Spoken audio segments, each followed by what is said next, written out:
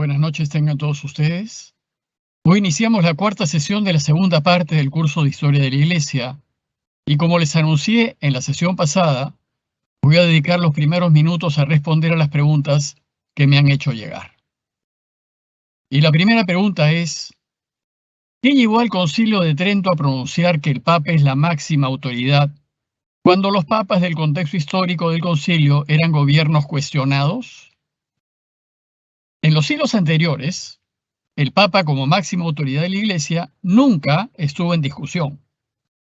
Más bien el Concilio de Trento se convocó para aclarar los errores protestantes, y uno de los principales era negar que el Papa fuese la máxima autoridad en la Iglesia.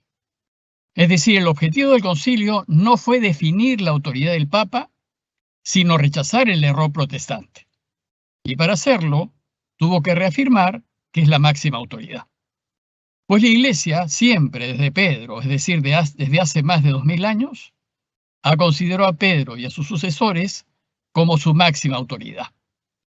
El problema fue que por los malos papas que nos tocaron antes de Trento y a causa de las enseñanzas protestantes, el Concilio de Trento se vio obligado a pronunciarse formalmente al respecto. La segunda pregunta dice así: no entendí muy bien lo de la aparición del índice que duró hasta 1966. ¿Podría explicar?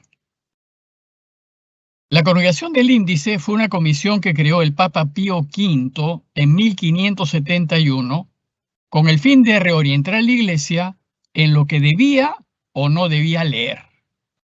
Índice significa lista o catálogo, y en esa lista se incluían aquellos libros o autores que no debían leerse. A partir de la Reforma Protestante, apareció tal cantidad de errores que iban en contra de la enseñanza católica que el Papa decidió crear esta comisión para evitar el daño al grueso de la Iglesia. En efecto, se trató de una censura, pero esta tendencia a censurar surgió con fuerza con la invención de la imprenta. Desde 1440, que se inventa la imprenta, hasta 1571, hubo una serie de intervenciones de autoridades, pero no solo de la Iglesia, también autoridades civiles, como Felipe II, de España, a fin de tener un control de lo que la gente leía. Pero no deberíamos escandalizarnos de esto, pues siempre ha habido en la historia de la humanidad censura. Ya se censuraba en la antigüedad. Por ejemplo, el emperador Constantino en el siglo IV ordenó la quema de todos los escritos de Arrio. Hoy lo hacen algunos gobiernos que te multan o te sancionan si te encuentran con ciertos escritos. En el Perú, por ejemplo, si te encuentran con propaganda que hace apología al terrorismo, te metes en problemas. En Alemania hoy es un delito tener o difundir propaganda nazi. Bueno, pues en 1966, y a raíz de Vaticano II, la Iglesia eliminó el índice. Es decir, retiró su censura y ya no hay lista de libros o autores que no se deban leer. Esta decisión responde al pensar actual que ha ido retirando la mayor parte de esta censura, reduciéndola finalmente al fuero de la libertad individual. Soy yo finalmente quien decido qué debo y qué no debo leer. La tercera pregunta dice así: ¿los papas posteriores al Concilio de Trento eran elegidos entre los sacerdotes y obispos? Es decir, ¿tenían formación teológica? Después de Trento, la formación teológica fue la norma, de modo que todo bautizado que quería ser sacerdote debía formarse en teología. Como les dije, con Trento aparecieron los seminarios, que eran las casas de los que se preparaban para el sacerdocio y en donde también se estudiaba. Hoy suele separarse la habitación, que es propiamente el seminario como tal, o el colegio donde se vive, del lugar de estudios, que es ya una universidad o una facultad de teología. Ahora bien, los obispos se eligen dentro de los sacerdotes formados, o sea, en principio los obispos están formados. Y los cardenales se suelen nombrar de entre los obispos. Y es costumbre de la Iglesia nombrar a los papas de entre los cardenales que asisten a la elección papal, aunque cualquier sacerdote católico que pueda ser obispo puede ser elegido papa. En resumen, ya no se ordena a nadie, ni diácono, ni sacerdote, ni obispo, sin tener formación teológica. Otro asunto, que es más complicado aún, es el tipo de formación que algunos sacerdotes reciben, que desgraciadamente en algunos casos no es muy buena. Y la cuarta pregunta dice así: cuando llegaron a América, ¿las congregaciones religiosas coordinaban con el patronato real para poder fundar? ¿O la llegada de las congregaciones al Perú, por ejemplo, se fueron dando por ver la necesidad de la misión, la evangelización, etc.? En Hispanoamérica, quien mandaba en la iglesia era el patronato real, que dependía de la corona. Y el patronato hacía y deshacía prácticamente de muchas cosas de la iglesia. Pero el patronato se ocupaba directamente de lo diocesano. Como saben, hay dos clases de sacerdotes: los sacerdotes diocesanos, que digamos tienen como jefe directo al obispo, y los sacerdotes religiosos, que son de congregaciones religiosas que tienen como superior a su superior religioso. Entonces el patronato se ocupaba directamente de lo diocesano: obispos, sacerdotes diocesanos, seminarios, parroquias. A diferencia de los diocesanos, las congregaciones religiosas hacen bastante más cosas que simplemente llevar una parroquia, porque prácticamente los diocesanos son sacerdotes de parroquias. Y los religiosos en el tiempo de la colonia se encargaban usualmente de las misiones. Entonces, a fin de que vengan grupos religiosos a América, había una intensa correspondencia entre los reyes de España y Portugal, a quienes les interesaba mucho que fuese la iglesia, y los superiores generales de las diversas congregaciones. Y entre ellos acordaban el envío de religiosos. De esta manera, aunque los grupos religiosos tenían que trabajar de la mano con el patronato, tenían bastante más independencia que los diocesanos respecto a su trabajo. Por ejemplo, San Ignacio coordinó por correspondencia con el rey Juan de Portugal para enviar 2 misioneros a la India, porque Portugal tenía el control de la India, y quien finalmente fue San Francisco Javier. Asimismo, San Francisco de Borja, que fue nuestro tercer superior general de los jesuitas, coordinó con el rey Felipe II para la venida de los jesuitas al Perú. Es decir, la coordinación se hacía entre los superiores generales y los reyes. Y una vez acordado, se enviaba al grupo de religiosos, y ya en los lugares de misión, su relación directa era con el patronato. Algo de esto veremos en nuestra sesión de hoy.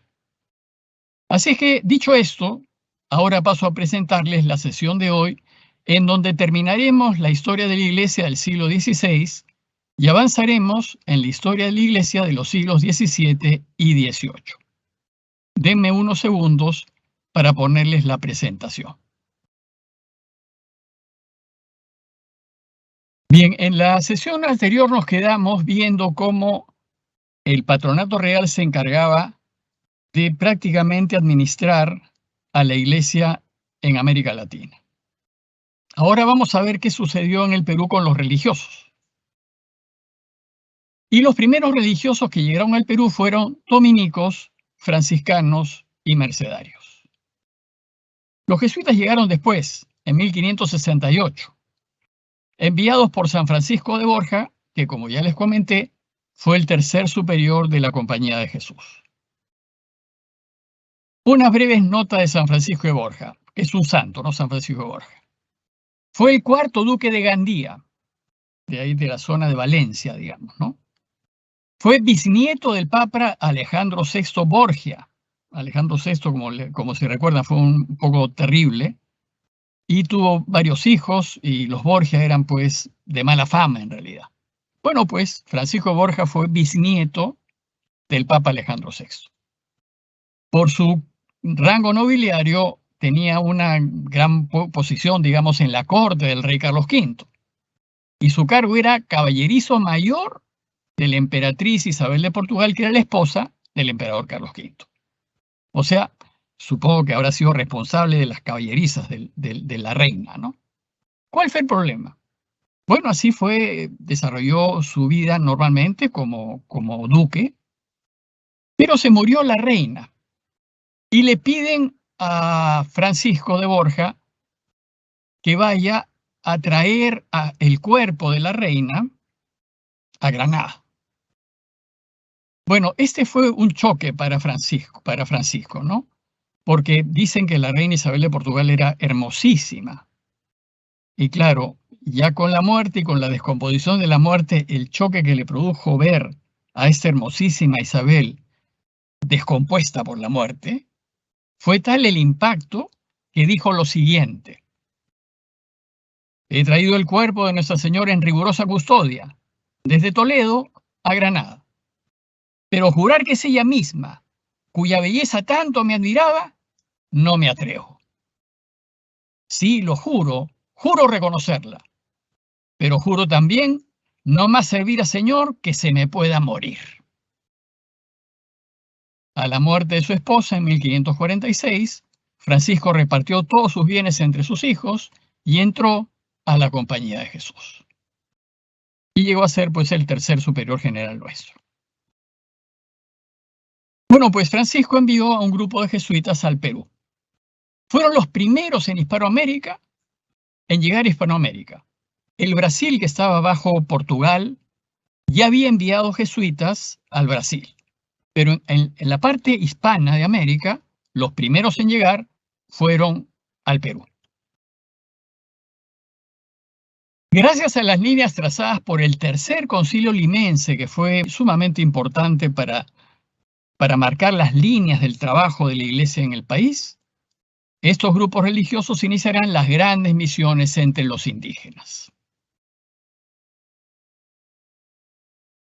En 1570, y a fin de controlar las herejías de los blancos, se instaló el Tribunal de la Inquisición en Lima, a cargo de los religiosos mercedarios. El tribunal estaba compuesto por autoridades tanto civiles como religiosas. Pero el fin de la Inquisición fue controlar a los blancos, la herejía de los españoles. Los indígenas no estuvieron sujetos a la Inquisición.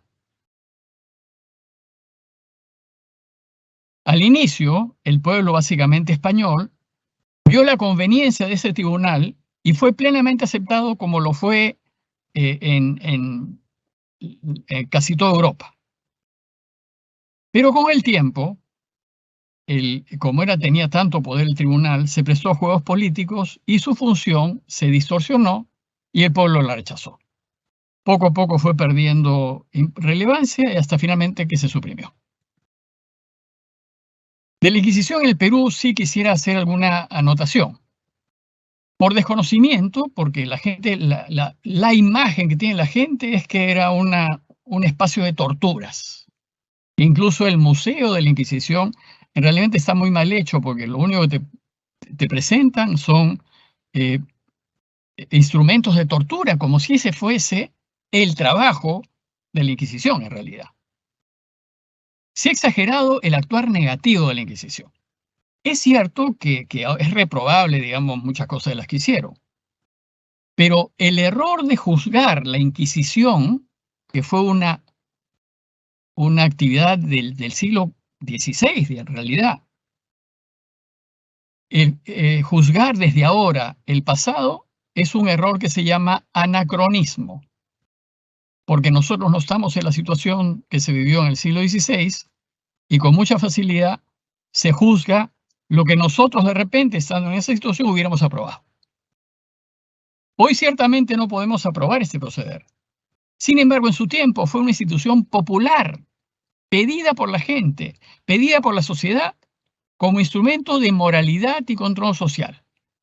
Hoy, por ejemplo, muchos del pueblo, hoy, están a favor de la pena de muerte para los pedófilos, asesinos y criminales.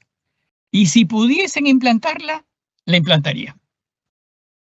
Bueno, pues dentro de 500 años, la historia juzgará a estas personas que piensan así, diciendo, ¿cómo se les ocurrió implantar la pena de muerte para estas personas. Bueno, es más o menos eso, ¿no?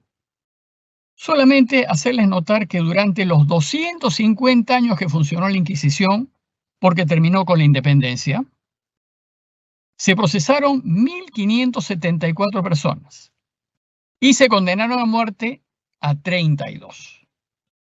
Claro, no es justificable que se condene a muerte a nadie, pero en la mentalidad de la época, condenar a muerte a 32 no era absolutamente nada. Hay que ponernos, pues, en la situación de la época. En el primer siglo de su presencia en América, la Iglesia peruana va a producir grandes santos, entre ellos Martín de Porres, Santa Rosa de Lima, Francisco Solano, Toribio Mogrovejo, Juan Macías, entre otros. Y todos esos, ustedes se fijan, aparecen después de Trento. Después de Trento viene como un resurgir de deseos de santidad y muchos van a querer vivir con mucha más radicalidad el cristianismo, pero con un corte un poco, digamos, de sacrificio, ¿no? Lo veían como, se es más cristiano si uno más se tortura, cosa que, digamos, ahora no pensamos así. Pero en ese tiempo, así se pensaba. ¿Qué sucedió en estos 250 años de colonia? La injerencia del poder civil por el sistema del patronato en los asuntos de la Iglesia fue un serio problema, porque limitó mucho el actuar de la Iglesia.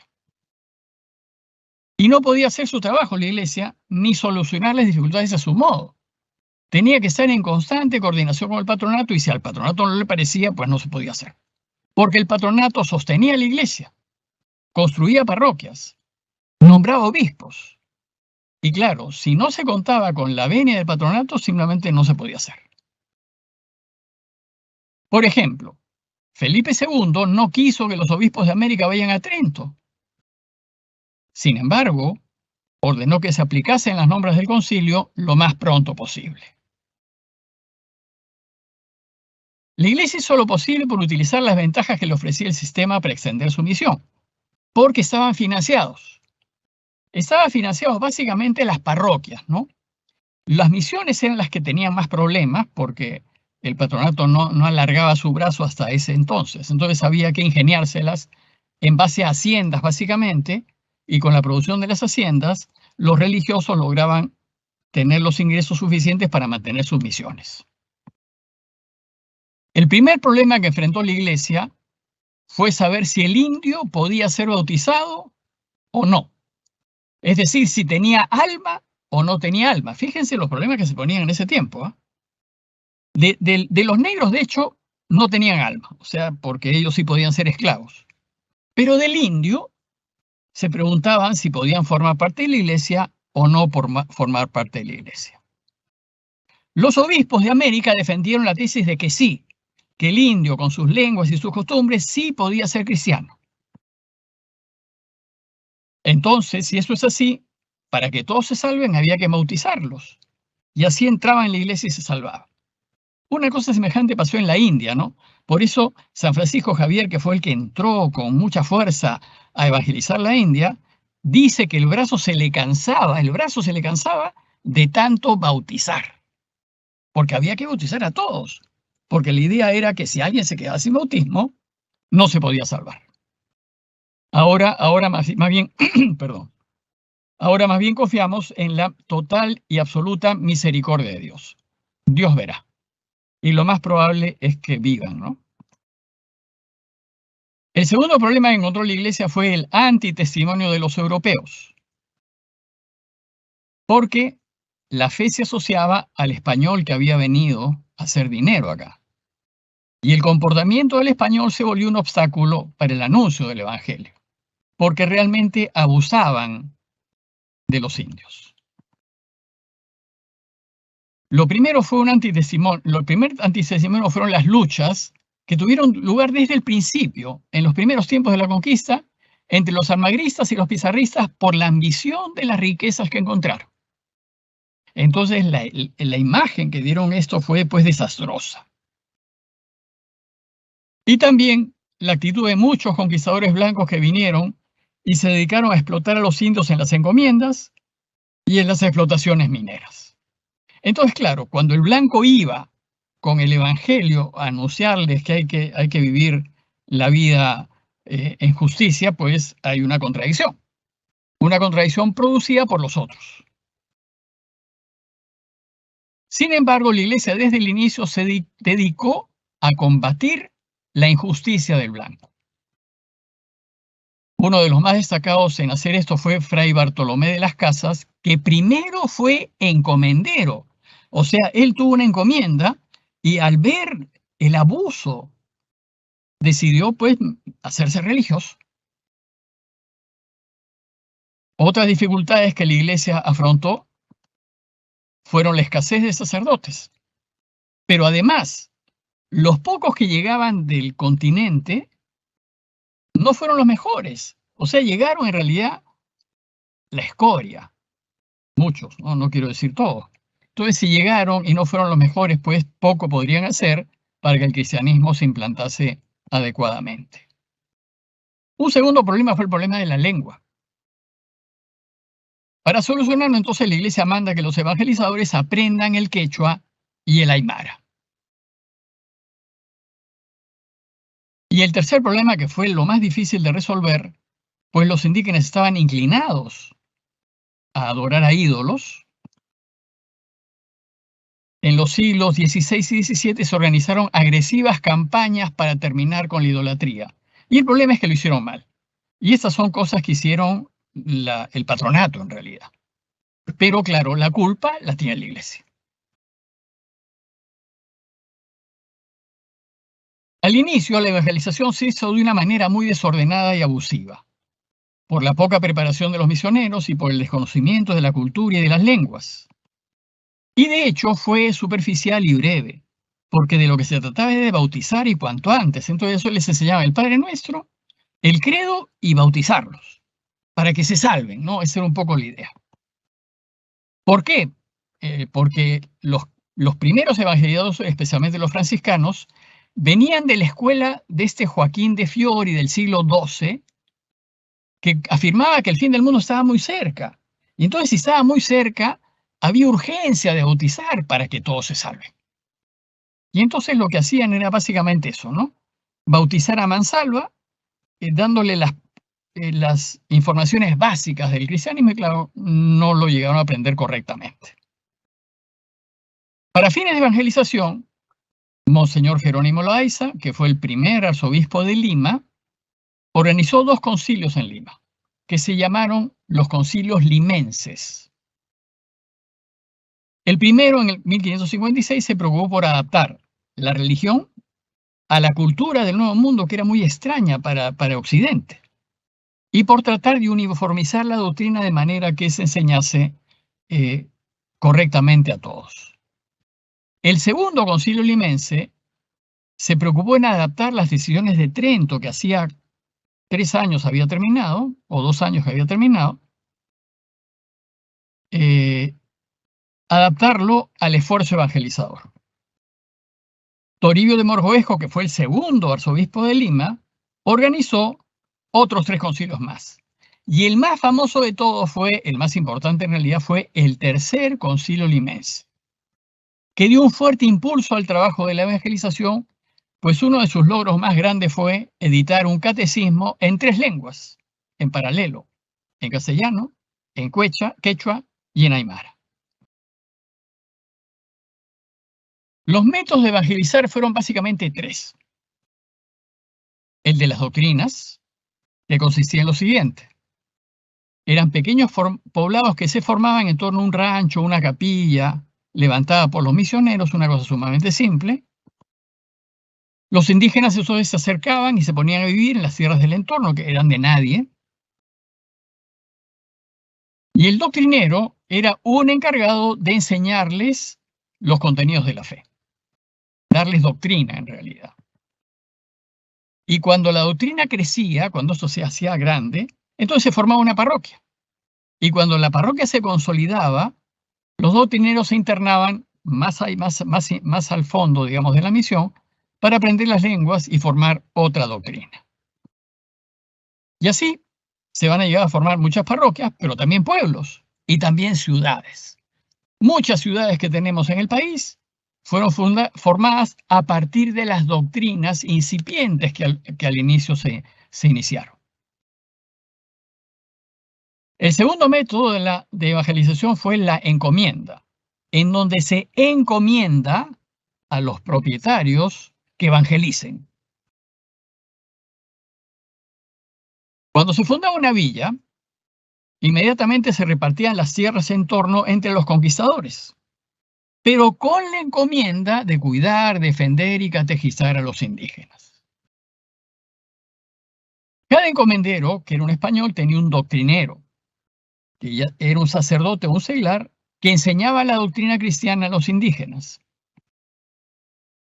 Y cuando pasaba por ahí algún misionero, examinaba a los catequizados, los bautizaba y les administraba los sacramentos. Bueno, el problema fue que este sistema llevó a extremos abusos y explotación de los indígenas. Y la Iglesia se queja ante el sistema de encomiendas. Tan es así que, bueno, protestó ante las Cortes con pocos resultados, que un encomendero que fue Bartolomé de las Casas, deja de ser encomendero por los tremendos abusos que veía contra los indígenas, se hace religioso y se va a dedicar a defender a los indios contra los encomenderos. Y va a viajar hasta Europa para decir pues, cómo estaban tratando a los indios, etc. El tercer método de evangelización fue quizás el más eficaz, que es el de las reducciones, y fue usado principalmente por los jesuitas. Su finalidad directa era proteger a los indígenas de los abusos de los europeos.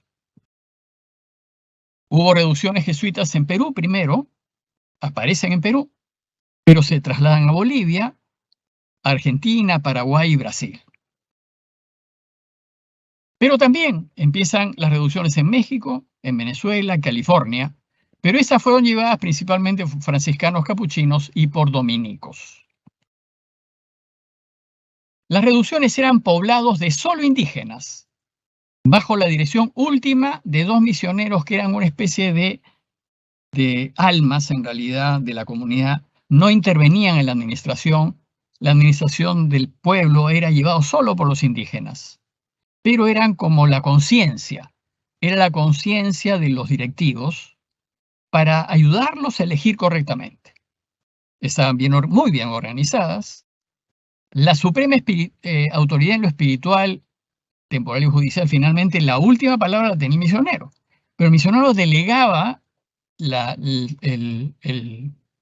organización ordinaria en los indígenas.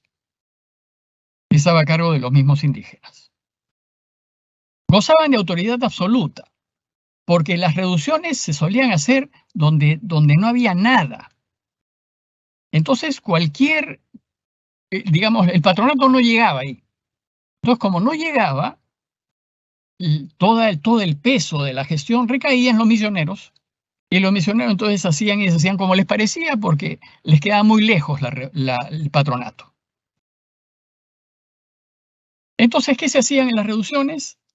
A los indígenas se les educaba, pero no solo en el cristianismo, sino también en ciencias y en artes. Se les daba una formación realmente exquisita, una formación equivalente a la europea. Y en cada reducción vivían unos 1.500 a 7.000 indígenas. Las casas eran de piedra, de un solo piso, a menudo en bloques separados para controlar los incendios.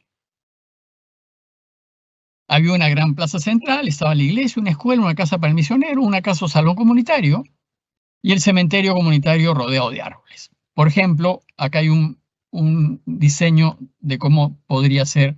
De hecho, esta es la reducción de San Ignacio de Miní. Esta es la iglesia central, es la plaza mayor, están en torno a la plaza mayor los caciques principales y el pueblo está después. El cementerio está por ahí, acá está la posada, acá está la cárcel, talleres, colegios y el cementerio, el hospital y el cementerio está por acá. Estas eran las reducciones. En las reducciones se producía, acá hay un diseño de cómo debió ser, y por ejemplo, esta reducción en concreto producía yerba mate y con la exportación de la yerba mate generaba ingresos que les permitía, digamos, desarrollarse. Pero de todas estas reducciones quisiera mencionar las reducciones del Paraguay, que fueron un experimento sumamente exitoso.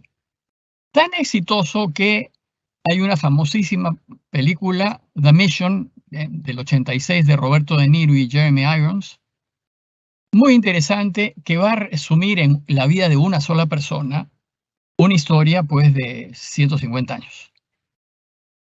Pero hoy uno se da cuenta del desarrollo de la misión, cómo empiezan de los indígenas totalmente primitivos hasta convertirlos pues en una civilización pujante, progresiva, creciente.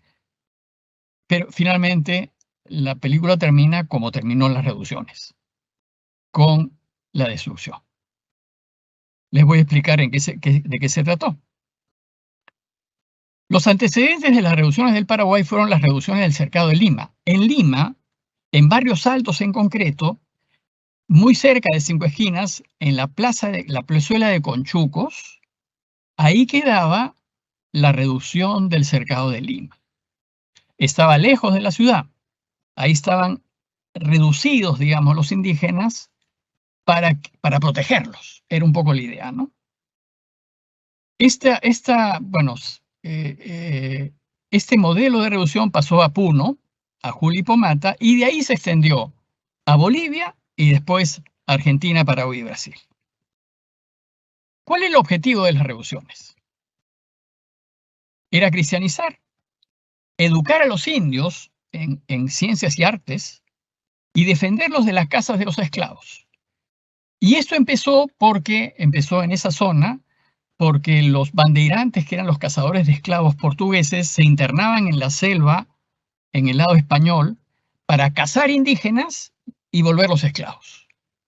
Entonces, a fin de proteger a los indígenas, los retiran hacia el interior de la selva y los reducen en poblados lejanos, difíciles de llegar y protegidos. Y así en esas reducciones los forman como se formaría a cualquier fulano en Europa.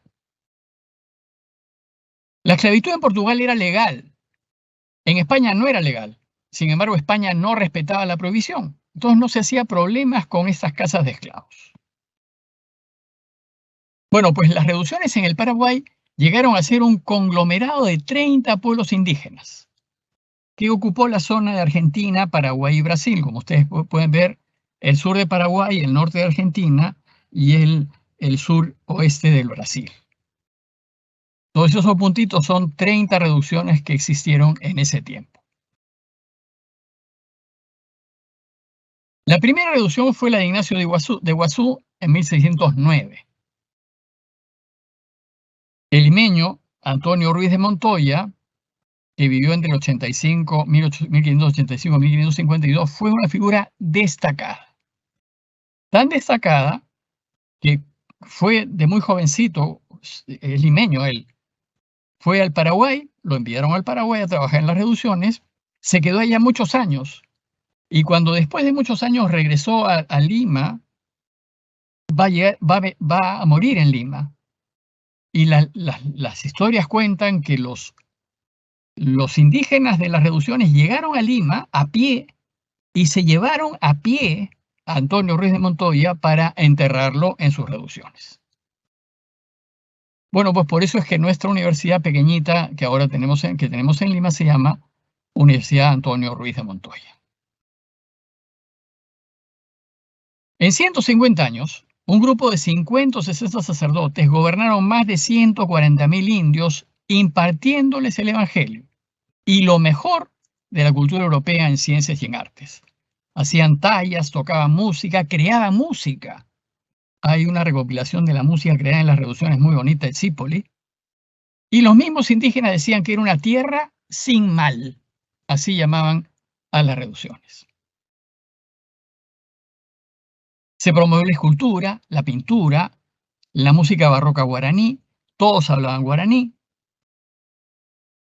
Se alcanzó un gran desarrollo económico. Tenía exportaciones, se fomentó la agricultura, la ganadería. Cada reducción se especializaba en algo. Una reducción hacía metales, otras carpintería, otras telas, otros sombreros, otros instrumentos. En fin, cada reducción tenía una y se comerciaban entre ellas. El problema, y acá viene la desgracia del final, es que los jesuitas insistían que la obra misionera no le correspondía a los reyes, sino al Papa. Que los reyes no tenían que meterse en una cuestión de iglesia. Y este fue el centro de todo el problema. Porque la corona decía que los jesuitas estaban haciendo un estado dentro de su estado. Y que así no podía ser porque les estaba quitando autoridad a los dueños de América, que eran los portugueses y los españoles.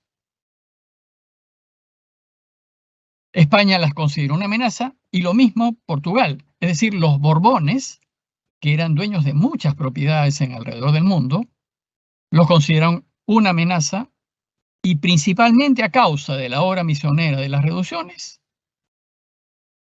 logran expulsar a los jesuitas de América y más adelante, pocos años después, logran que el Papa suprima la compañía. Se lo contaré un poquito más adelante porque ese es uno de los capítulos heroicos que tenemos nosotros, porque fue una obra tan hermosa que se echó a perder solamente por problemas de poder.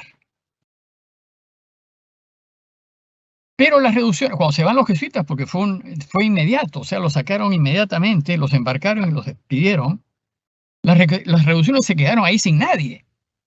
No se disolvieron de inmediato, quisieron suplir a los jesuitas, seglares, franciscanos, dominicos y mercedarios, pero no tenían la experiencia de hacerlo. Y hoy día solamente quedan ruinas.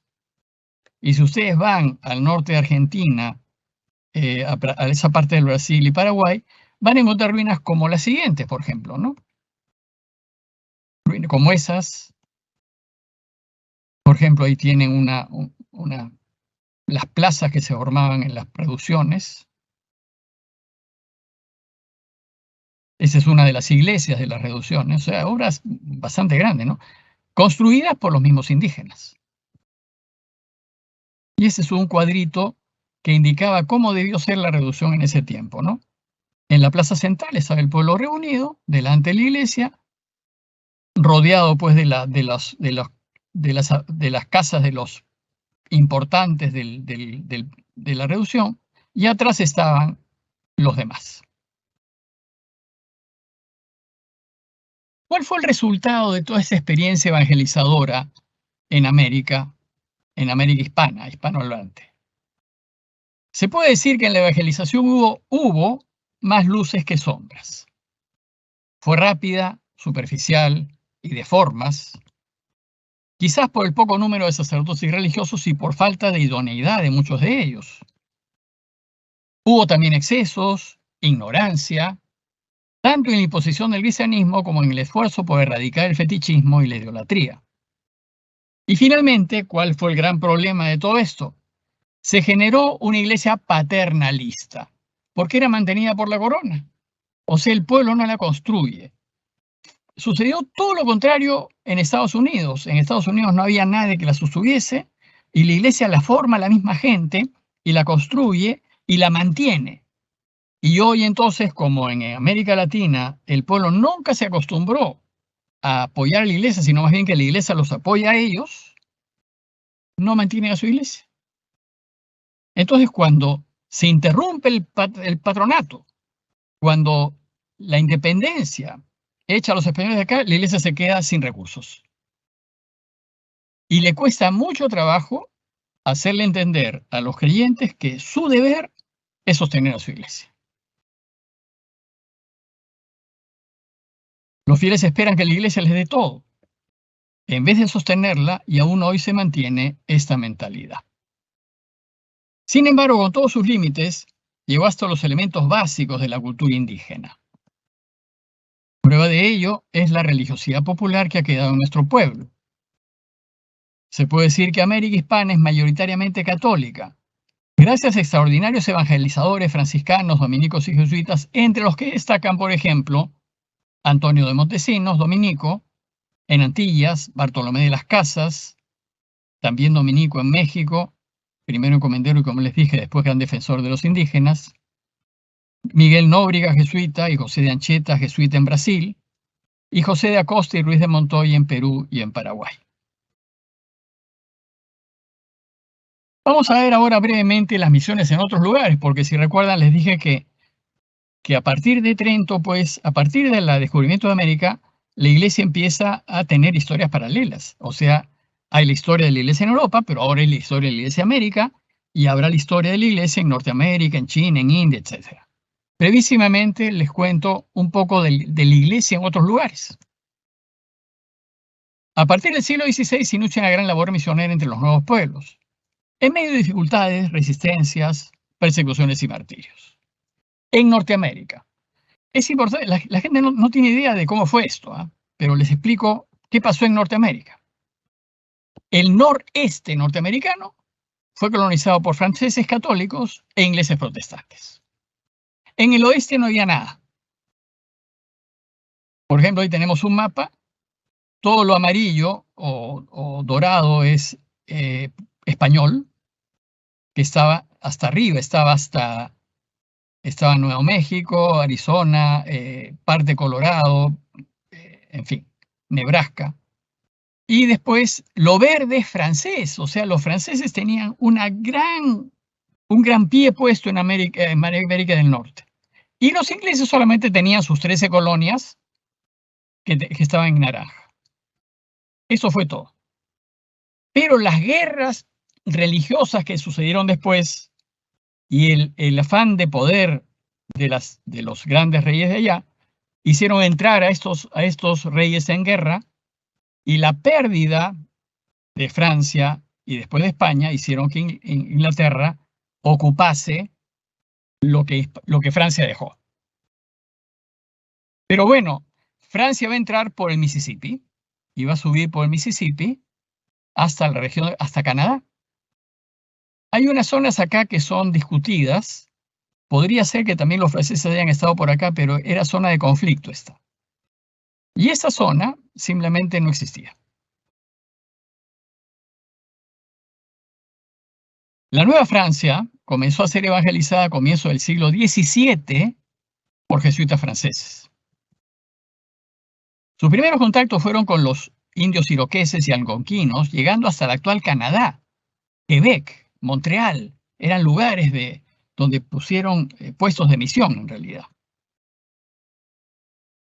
Se establecieron en los alrededores de Quebec y Montreal e intentaron establecer un sistema similar al de las reducciones hispánicas, pero no pudieron tener el mismo éxito por otras dificultades. Por ejemplo, las constantes guerras entre tribus. O sea, ahí la situación entre los indígenas de Norteamérica es que se andaban peleando entre ellos, lo que costó la vida a muchísimos sacerdotes. Tenían deseos además de independencia, porque habían visto que ingleses y franceses y españoles habían venido a tomar sus tierras, y lo que querían es que se vayan. Por falta de apoyo de la corona francesa, porque si bien los franceses entraron por el Mississippi hacia el norte, a la corona francesa no le interesó apoyarlos, y entonces fue difícil mantenerlos y finalmente la perdieron. Y por la incursión de los colonos protestantes. Los colonos protestantes ingleses hicieron campaña en Europa contra la presencia jesuita en América. De hecho, van a hablar, todos estos detalles van a llevar a que finalmente nos supriman, ¿no? La conquista española, que vino del sur, se extendió a Florida, Texas, Nuevo México, Arizona, California, parte de Texas, ¿no? Y principalmente fue llevada por frailes franciscanos. Hay algunas zonas en California donde quedan, pues, restos de las misiones franciscanas.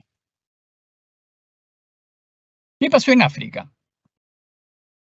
Sus inicios remontan a la era apostólica, o sea, de los apóstoles, y se dice que en el siglo IV todo el norte de África era cristiano.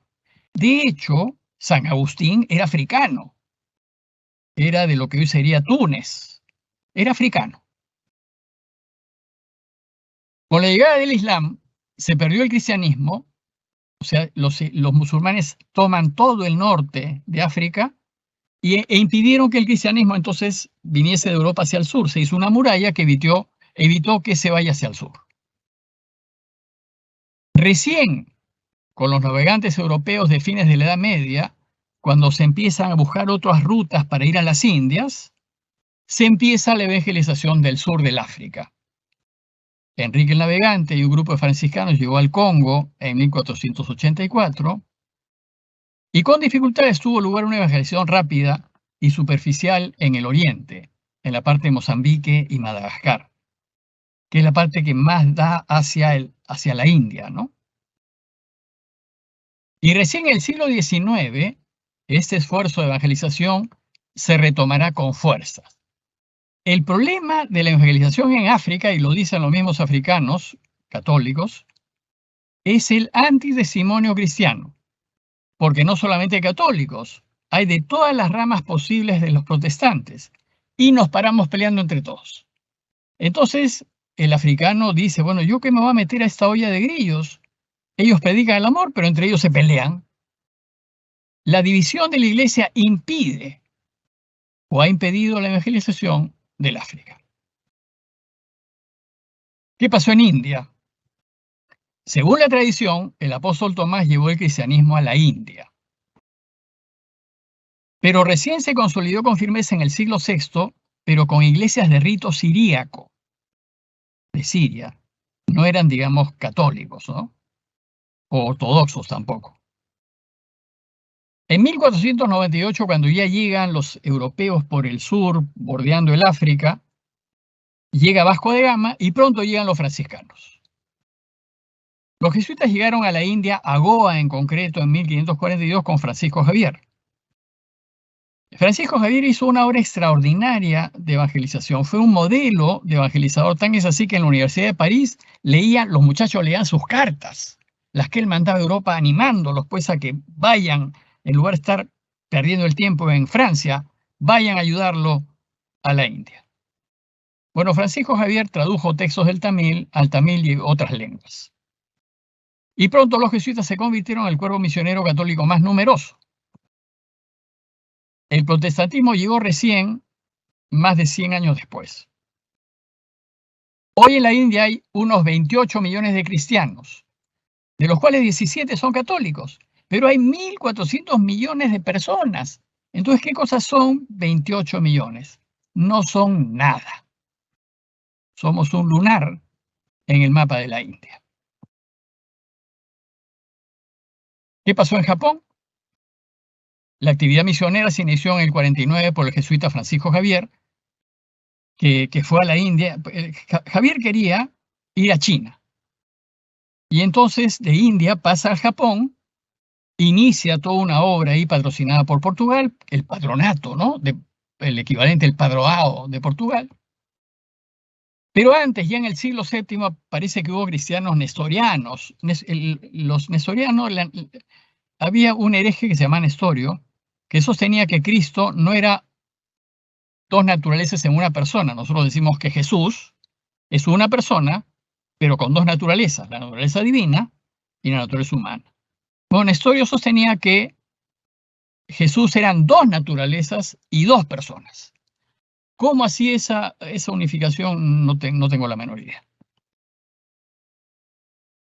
Los jesuitas entonces se instalaron en Yamaguchi. Muchos samuráis y algunos daimyo, que eran los señores feudales, se convirtieron al cristianismo. Ahora hay un buen número de cristianos en el Japón.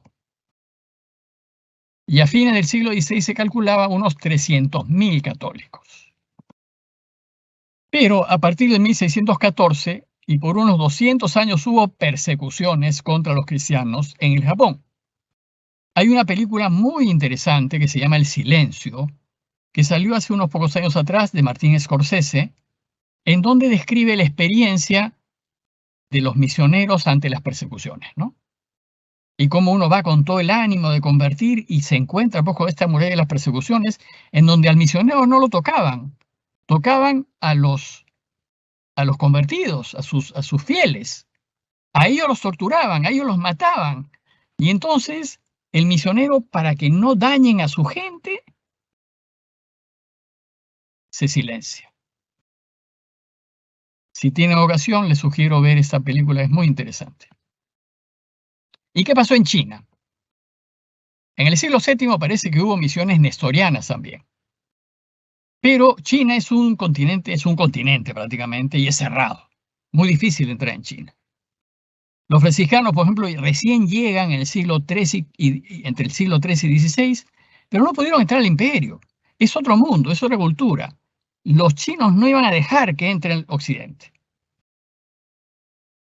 Y estuvo cerrada al mundo y a la evangelización hasta que llegaron los jesuitas, porque tuvieron otro modo de entrar. Francisco Javier, que quiso entrar a China, no pudo, murió en una isla mirando China, se murió. El que sí llegó fue Matteo Ricci. De Matteo Ricci se ha introducido su causa, fue un extraordinario misionero. Y entendió que no podía entrar a la China como entraron los franciscanos porque no iba a poder entrar. El único modo de entrar a la China era sumergirse en la cultura china, inculturarse, que es la palabra que usa la iglesia para esto, ¿no?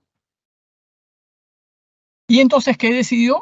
Estudiar chino, entender la cultura china y la lengua china, y adaptarse a ella, mimetizarse, vestirse como chino, dejarse la barba como chino, peinarse como chino, hacerse un chino. Esa fue la manera como él entendió que se debía hacer. ¿Y qué fue lo que pasó? Llegó a Pekín, que era digamos, la ciudad pues santa, la ciudad, nadie podía entrar. Y en 1601 se convirtió en el primer occidental en entrar al Palacio Prohibido, porque para ellos era un chino. Bueno, dicen que tenía una memoria extraordinaria para aprenderse la cantidad de signos del idioma chino. Y ese es un ejemplo, pues ahí tiene un dibujo de Matteo Ricci a la izquierda y la estatua que le han hecho en China a Matteo Ricci. En realidad, a Matteo Ricci lo quieren en China. Murió a los 57 años, jovencito. Y el emperador Wan Li, además de proclamar un día de duelo nacional, fíjense, por primera vez en la historia de China accedió a que un extranjero fuera enterrado en el suelo imperial, designando un templo budista para tal fin. O sea, un privilegio que no se lo dieron a nadie. ¿Qué hizo Ricci? Impresionó a los chinos. Primero por su manejo del chino clásico, porque con la memoria de elefante que tenía, pudo aprender ese idioma tan complicado y manejarlo. Además conocía geografía, cartografía, matemáticas, astronomía, y le dibujó al emperador el mapa del mundo, pero puso a China al centro, porque si no hubiera sido una ofensa poner a China a un lado, ¿no? Puso a China al centro y eso para el emperador pues fue un descubrimiento. Y este es el ejemplo este es uno de los mapas, ¿no? Hay 2 copias de este mapa en el mundo. Ese es uno. Y si ustedes ven, ese círculo es China. Y China está al centro.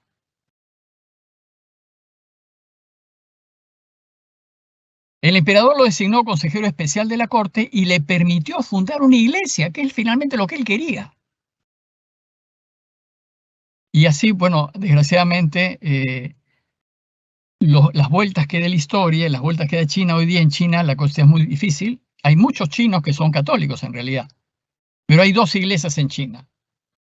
La iglesia oficial, en donde el gobierno chino interviene para el nombramiento de obispos, y la iglesia subterránea, la que es fiel a Roma. Entonces, ¿qué hicieron? Los cristianos allá? Se dividieron. Unos eligieron el camino de la iglesia oficial y otros el camino de la iglesia subterránea. Y en realidad el intento es que no se dividan. Entonces, si bien el imperio interviene, el gobierno chino interviene, se mantiene mucha armonía, digamos, en lo posible, ¿no? Con los cristianos subterráneos. Los cristianos subterráneos están prohibidos, o sea, si te agarran a ti, realmente tienes una serie de problemas. ¿Y qué sucedió en Europa en todo este tiempo? En Europa, los siglos XVI y XVII fueron de guerras, luchas y tensiones religiosas entre católicos y protestantes. Desgraciadamente, fue una sucesión de guerras entre católicos y protestantes. Empezaron con la guerra entre Carlos V y la Liga de Esmacalda, que era de príncipes protestantes, en 1546. Y hubo guerras en Francia, guerras civiles en Inglaterra. Una de las guerras más importantes fue la de los 30 años, entre 1618 y 1648, que en realidad fue una primera guerra mundial, porque, aunque inicialmente fue un conflicto político-religioso entre estados de la Reforma y estados de la Contrarreforma, dentro de Alemania, digamos, dentro del Sacro Imperio Romano, lo que hizo el emperador Fernando II del Sacro Imperio Romano fue querer unificar sus estados, su estado único, porque era lleno de pequeños condados, ducados, principados. Era una especie de mapa dividido en pequeños territorios, y para unificar Fernando su territorio, quiso imponer el catolicismo, lo cual generó, pues, una guerra. Por razones políticas y de poder, intervino la mayoría de las potencias europeas de la época. Los príncipes, que era contra quienes el emperador luchaba, piden ayuda a Dinamarca, pero Dinamarca fue derrotada y entonces se rinde y acuerda no intervenir para no ser invadidos por el emperador. Por intereses comerciales también interviene Suecia, imagínense esos países del norte, ¿no? Finalmente Suecia también es derrotada y se tiene que retirar. El punto culminante fue la rivalidad entre Francia con Luis XIII y su cardenal, que era el cardenal Richelieu, que era un cardenal que estaba ahí tras bambalinas manejando los hilos de todo el poder, y los territorios de Habsburgo, que eran el Imperio Español y el Sacro Imperio Romano Germánico, para ver quién controlaba Europa. Así fueron las cosas. Subió al trono Luis XIV y el nuevo emperador, Fernando III, ya no quiso más guerra, prefirió la paz y se firmó un tratado. La paz de Westfalia y la paz de los Pirineos, y ahí terminó la guerra de los 30 años. Se consiguió la libertad religiosa y se afianzó la Casa de los Borbones, es decir, Francia ganó, pero Europa se afrancesó. Y de hecho, por muchos años Francia va a ser un poder en Europa, ¿no? Mientras tanto, en Europa el pontificado, después de tantas reformas protestantes, después de las reformas protestantes y católicas, se encontró enfrentado con una serie de iglesias nacionales particulares. Por ejemplo, la Iglesia Católica en Francia estaba más inclinada a que todo se haga en francés y no tener que estar reportando a Roma. Entonces ahí, digamos, la Iglesia de Francia no era como muy unida al resto. Después se unirá, gracias a la Revolución Francesa, después se unirá, pero en ese tiempo no. Y aunque se siga afirmando que la Iglesia verdadera es la que está sometida al Papa, las iglesias nacionales tendieron a independizarse del Papa. Por su parte, la teología estuvo enfrascada en discusiones teológicas. Por ejemplo, les pongo ese ejemplo, hubo una polémica muy fuerte entre dominicos y jesuitas para ver si la gracia quita o no la libertad. Los jesuitas iban en favor de la libertad, los dominicos iban en favor de la gracia. Y a esas controversias se les llamaron controversias de auxili, de salvación en realidad. Para los jesuitas, Luis de Molina y Francisco Suárez, la doctrina tradicional de los dominicos dejaba poco lugar a la libertad humana y apoyaba más el determinismo luterano. Mientras que los dominicos, especialmente Domingo Báñez, decía que la doctrina jesuita no hacía justicia a la gracia divina. El Papa Pablo V decidió dejar en libertad para que cada quien exponga su doctrina, pero les prohibió atacarse. Y con eso ya se diluyó un poco, se diluyó completamente en realidad. En el siglo XVIII empezó un periodo de luchas contra el cristianismo en general. La Iglesia va a ser atacada por todas partes y el Estado va a ser el primero en entrometerse cada vez más en los asuntos eclesiásticos. En esta época, la razón del Estado va a ser la regla suprema de la política y del gobierno. Por ejemplo, bueno, la razón del Estado es que permite el mal menor con tal de asegurar la continuidad del Estado, ¿no? Y tenemos el caso de Enrique IV, que era un rey hugonote. Hugonote, si recuerdan ustedes, era o calvinista o luterano, pero no era católico. Entonces a los no católicos se les llamaba hugonotes. Entonces él le tocaba heredar el trono francés, pero no podía heredarlo porque era hugonote. Entonces, ¿qué dijo Enrique VIII? París bien vale una misa. Es decir, me haré católico, pues. Bueno, ese es un ejemplo de razón de Estado, ¿no? O sea, elegir el mal menor. Y después entramos ya en la Ilustración, en el siglo XVIII, un siglo muy complicado por el impacto de la Ilustración, ¿no? La Ilustración fue un movimiento intelectual que produjo una revolución en la conciencia europea en el siglo de las luces, que fue el siglo XVIII. Según D'Alembert, todo lo discutió, todo lo analizó, todo lo agitó. De este movimiento fueron personalidades como Voltaire, Montesquieu, Diderot, Rousseau, Buffon, Kant, etc. Nació en Inglaterra. La Ilustración es un movimiento que nació en Inglaterra. Se asentó en Francia y después se extendió por Europa y América. América se vio influida por la Ilustración, tan es así que va a ser germen de los movimientos de independencia.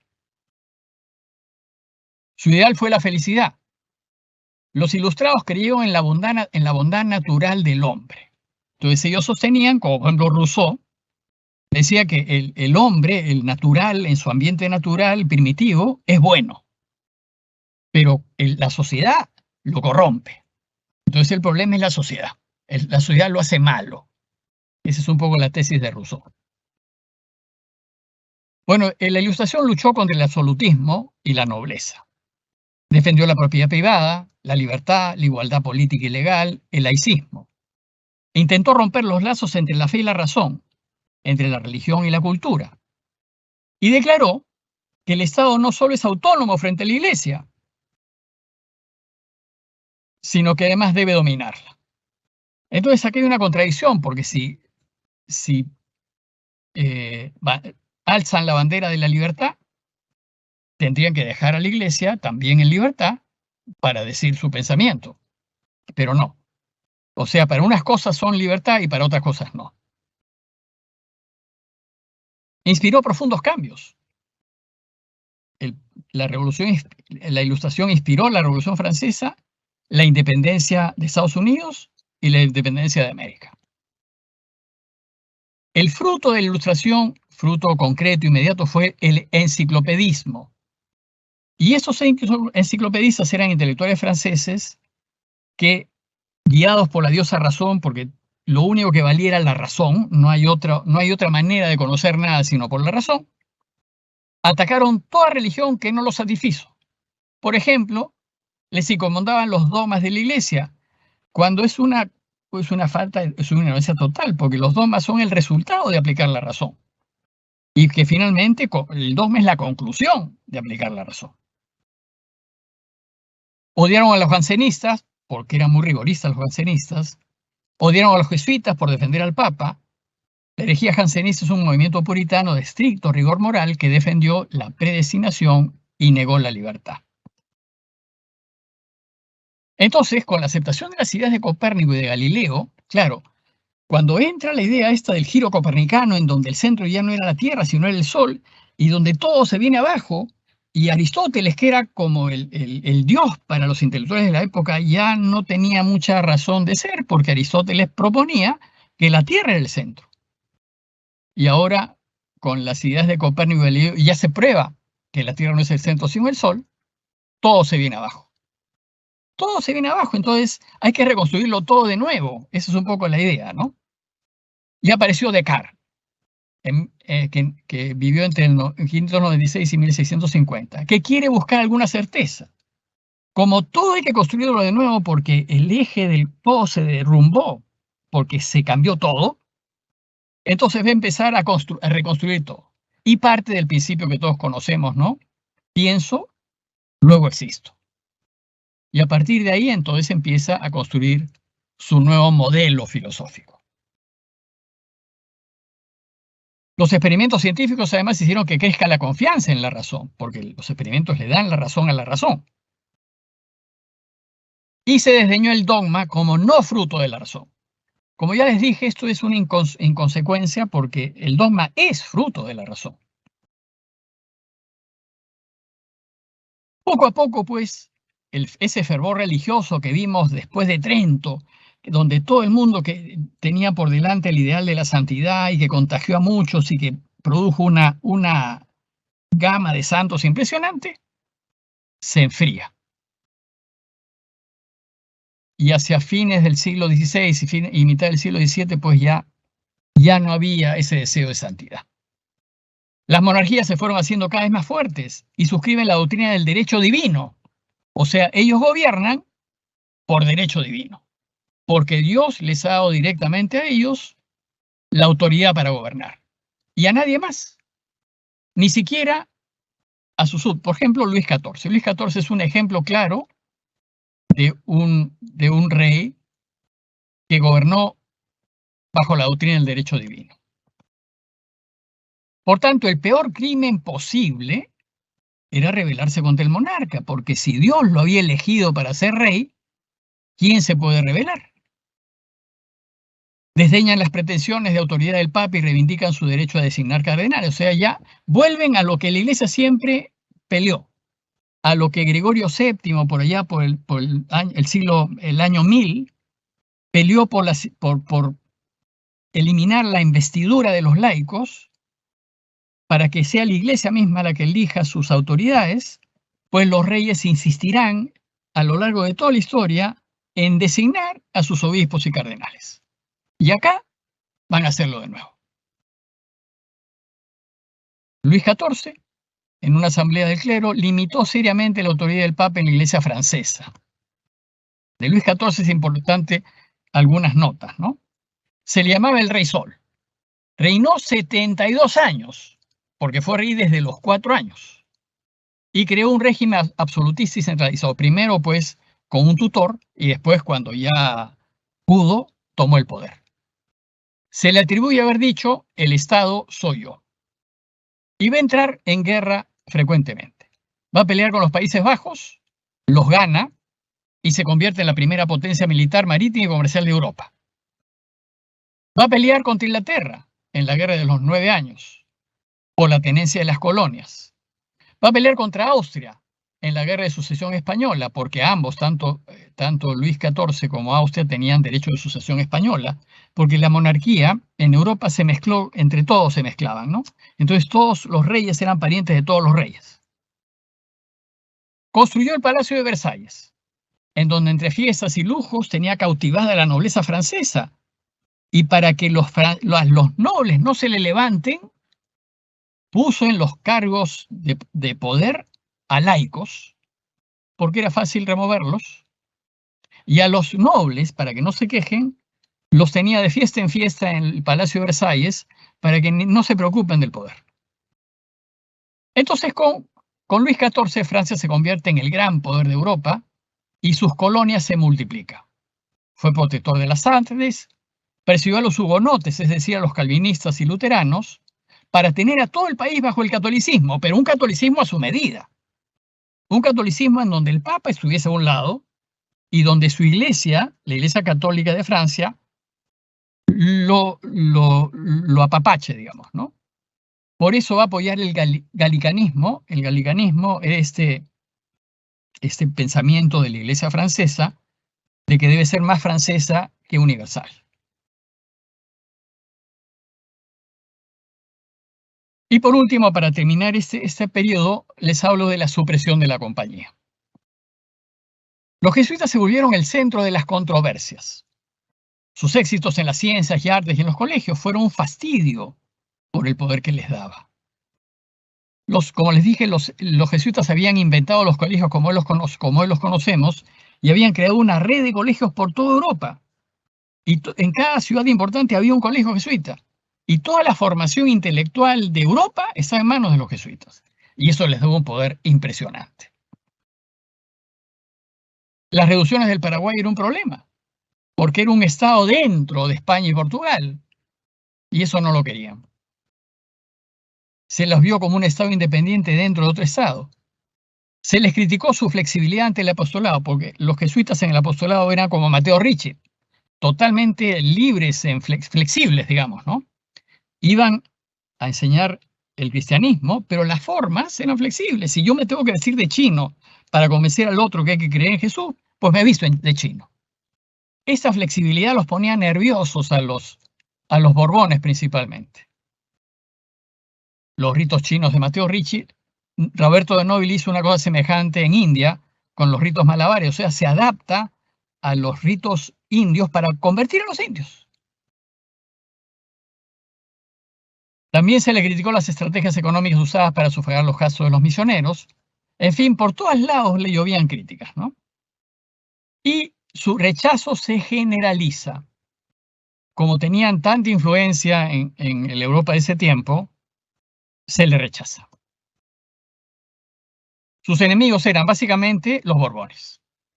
Los Borbones eran los reyes de Francia y de España. Y esos reyes pensaron que los jesuitas eran una amenaza a su poder. Fue una antigua casa real de origen francés, gobernó Navarra y Francia hasta la Revolución Francesa. El primer rey Borbón fue Enrique IV de Francia, que como les dije fue hugonote y que se convirtió al catolicismo para poder ser rey de Francia, y gobernó también el sur de Italia. Al sur de Italia se le llamaban las dos Sicilias, que las dos Sicilias eran básicamente Nápoles y la actual Sicilia, ¿no? Pero a esa zona del sur de Italia se le llamaban las dos Sicilias. Siempre fueron parte de la corona de Aragón. La dinastía de los Habsburgos, de Carlos V, de Felipe II, se extinguió al morir Carlos II de España, porque como se casaban entre ellos, lo único que produjo estos matrimonios recurrentes entre ellos, lo único que produjo fue enfermedades. Y entonces empieza a morir. Lo sucede su sobrino nieto de otra rama, que fue Felipe, que fue el primer Borbón, Felipe V de España. Fue nieto de Luis XIV y nieto de María Teresa de Austria, hija de Felipe IV de España. O sea, todas las monarquías estaban entrelazadas. Hoy, por ejemplo, Juan Carlos I, que fue rey de España, y Felipe VI, el actual de España, son Borbones. Que Francisco Franco los trajo para retomar el trono de España a su muerte. Otros enemigos de los jesuitas fueron los ilustrados. Los jesuitas fueron un obstáculo debido a su defensa de la fe y su apoyo al Papa. Los galicanos, que era la iglesia francesa, los consideraban antinacionalistas y agentes del Papa. Los jansenistas, básicamente Pascal, los odiaban por su exceso de libertad, su doctrina laxa y su falta de piedad. Entonces, todos estos enemigos buscan eliminarlos. El ambiente antijesuita marcó el pontificado de Clemente XIII. En el 1759, el marqués de Pombal, que era el ministro que tenía todo el poder del rey de Portugal, logró que el rey diese un decreto para embargar todos los bienes de los jesuitas en Portugal y en la parte portuguesa de América, en Brasil. Le quitaron todas las propiedades. Entonces Francia hizo lo mismo. Le quitaron a los jesuitas todas sus propiedades. En Nápoles y Sicilia lo hicieron también en 1768. En España, en 1767, el rey Borbón Carlos III acusó a los jesuitas de los motines de Esquilache, los expulsó y también embargó sus bienes. El motín de Esquilache fue una revuelta popular en Madrid durante el reinado de Carlos III y el motivo fue la falta de pan. El pueblo se quejaba porque su precio había subido mucho y además porque el marqués de Esquilache, que era, si no recuerdo, era italiano, ¿sí? Prohibió algunas vestimentas tradicionales, prohibió el uso de capa y sombrero ancho para evitar portar armas y evitar el anonimato. Y entonces este marqués de Esquilache quiso modernizar Madrid, erradicar el crimen, limpiar y pavimentar, hacer fosas sépticas, jardines, pero detrás del levantamiento contra Esquilache hubo luchas de poder entre facciones de la corte. El rey se puso nervioso, destierra a Esquilache y los nuevos empoderados le echan la culpa de la revuelta a los jesuitas, que no tenían nada que ver en el motín a Esquilache. Al año siguiente fueron expulsados de España y de todos sus reinos. Los expulsan de los reinos de los Borbones. ¿Qué pasó en el Perú? Que estaba bajo los Borbones. Este es un texto del padre Armando Nieto, historiador, que dice así: en el virreinato del Perú, el presidente de la audiencia de Charcas, Vitorino Martínez de Tineo, fue encargado de ejecutar el decreto en las casas de Chuquisaca, Potosí, La Paz, Jula, Oruro, Chocabamba, Santa Cruz de la Sierra y las misiones de Mojos, y en las Tarijas y misiones de Chiquitos en el Paraguay. El virrey, Manuel Amat, tenía que encargarse de la ejecución del decreto del rey en las casas de Lima, Callao, Cusco, Arequipa, Trujillo, Ica, Huamanga, Pisco y Moquegua. Entonces, ¿qué se hizo? En todas estas casas se procedió a sacarlos. A eso de las 2 de la mañana, el virrey Amat, en total secreto, distribuyó las comisiones para la ocupación de los 4 edificios de la compañía en Lima, que eran el Colegio Máximo de San Pablo, que es donde hoy está San Pedro. El Colegio Máximo llegaba hasta, incluía el Banco Central de Reserva, incluía la Biblioteca Nacional, y de hecho la Biblioteca Nacional se va a fundar con el depósito de libros del Colegio Máximo de San Pablo, que era de los jesuitas. El noviciado de San Antonio de Abad, que es la actual casa, la casona de San Marcos, que está cerca de la Plaza San Martín. La Casa Procés de Desamparados, que es donde hoy está la estación de Desamparados. Y el Colegio del Cercado, que ya les dije, era las reducciones que estaban en la zona de Conchucos, en Barrios Altos. El total de las obras ascendía a más de 700 hombres. Los sacaron a todos de sus casas, los juntaron en San Pedro. En los días siguientes al allanamiento se procedieron a inventario del inmueble. Del inventario de San Antonio Abad, que es hoy la casona de San Marcos, conviene destacar la relación completa de los libros de la biblioteca. Allí están indicados nada menos que 3.563 títulos y 4.000, casi 5.000 volúmenes. Finalmente, a todos los juntan ahí, que eran más de 300, los ponen en un barco en el Callao y los destinan a Europa. Todos los países de América Latina hicieron lo mismo.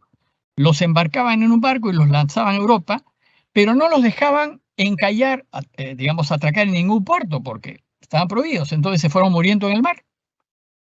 Algunos poquísimos llegaron a Europa, y el único lugar que los recibe fueron los estados pontificios, que eran propiedad del Papa. Entre los jesuitas que expulsan del país está Juan Pablo Vizcarra Guzmán.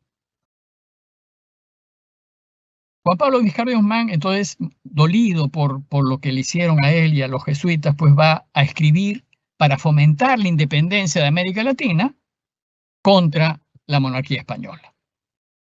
Las consecuencias de la rebelión fueron terribles. De la noche a la mañana quedaron abandonadas y sin rumbo centenares de escuelas, misiones, poblaciones.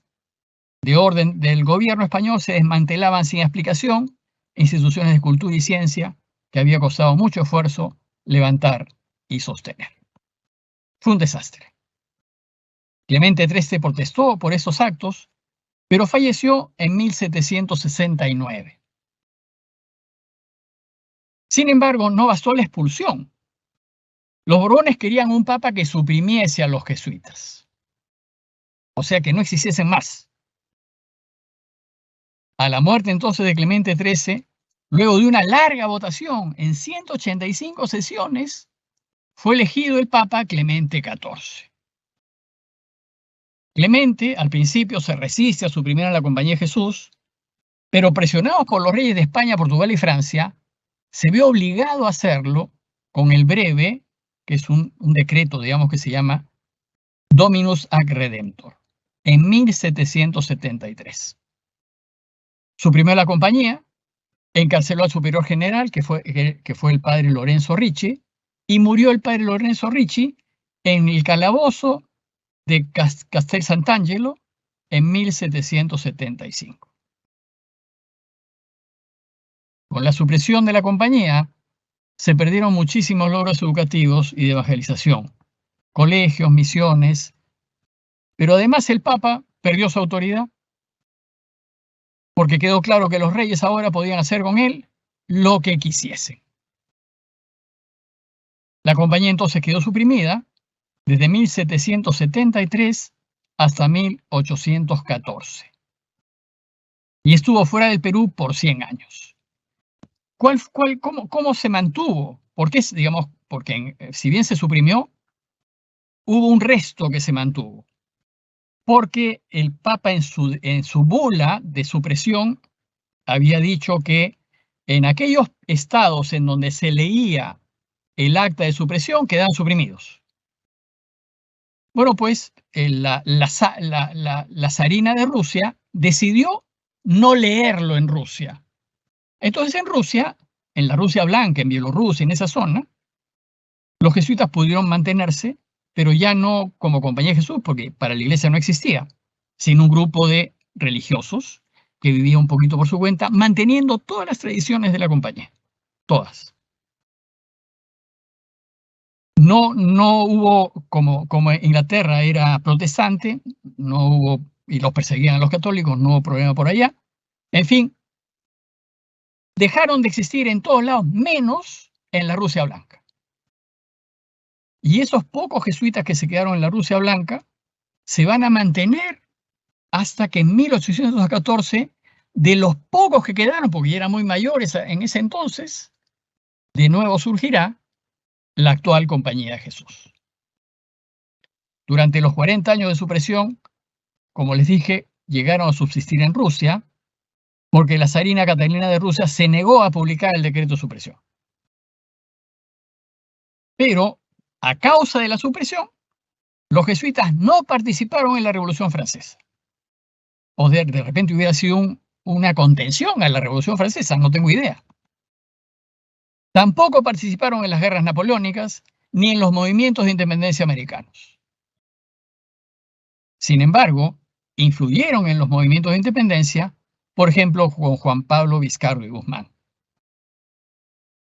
Recién en 1814, después de que Napoleón en realidad pierde, el Papa Pío VI es devuelto a Roma porque va a estar encarcelado, Pío VII, va a estar tomado prisionero por Napoleón. Cuando liberan a Pío VII y el Papa regresa a Roma, lo primero que hará será restaurar la compañía. La compañía empezará de cero, sin ninguna propiedad, y vendrá al Perú en 1878, creo, 79 por ahí. Empezará de cero porque nunca nos devolvieron absolutamente nada de lo que teníamos. Y lo primero que harán, después de estar un tiempo, me parece que en Ayacucho, en la sierra, en algún lugar de la sierra, volvieron y fundaron el Colegio de la Inmaculada. Bueno, pues con esto terminamos este siglo, el siglo hasta antes de la Revolución Francesa, y para la última sesión ya tendremos la sesión final. No sé si llegaremos a terminarla toda en el último día. Tal vez si me queda algún pedacito, pues podríamos tener la necesidad de alargar en algo el siguiente lunes. Bueno, con esto pues les agradezco mucho su atención y me despido de ustedes y buenas noches. Les voy a dejar entonces, como todas las veces, la información final.